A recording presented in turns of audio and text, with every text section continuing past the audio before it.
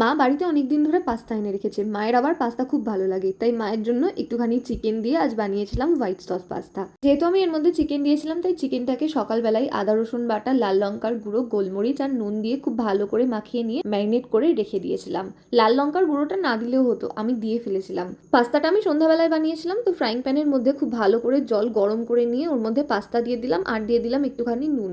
আর এবারে পাস্তাটাকে ভালো করে সেদ্ধ করে নেব। যেহেতু হোয়াইট সস পাস্তা বানিয়েছিলাম, তাই দাদা এখানে উইকফিল্ডেরই টেস্ট মেকারটা নিয়ে এসেছিল আর ওকে একটু চিজের বন্দোবস্ত করতে বলেছিলাম, কিন্তু বেচারা না বুঝতে পেরে এই চিজ স্প্রেডটা নিয়ে এসছে। যাই হোক, কাজ চলে যাবে। তো এবারে চিকেনটাকে আমি ফ্রাইং প্যানে তেল গরম করে নিয়ে একটুখানি সটে করে নেবো, তারপর হালকা জল দিয়ে ওর মধ্যে গাজর আর ক্যাপসিকামটা দিয়ে খুব ভালো করে সেদ্ধ করে নিয়েছিলাম। চিকেনটা সেদ্ধ হওয়ার জন্য যে জলটা দিয়েছিলাম, জলটা টেনে আসলে এটাকে খানিকক্ষণ কড়াইয়ের মধ্যে নাড়াচাড়া করে নিয়ে নামিয়ে নিয়েছিলাম। এবারে ওই ফ্রাইং প্যানের মধ্যে একটু সাদা তেল গরম করলাম, বাটারও দেওয়া যেতে পারে, বাট আমার কাছে বাটার ছিল না।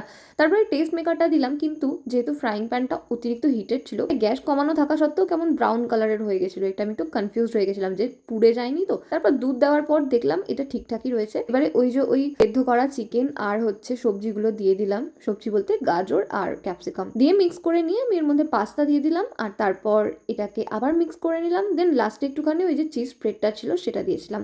চিজটা ভালো করে মিক্স করে নিয়ে এটা আমি একটুখানি টানিয়ে নিয়েছিলাম আর এই তো রেডি আমার পাস্তা।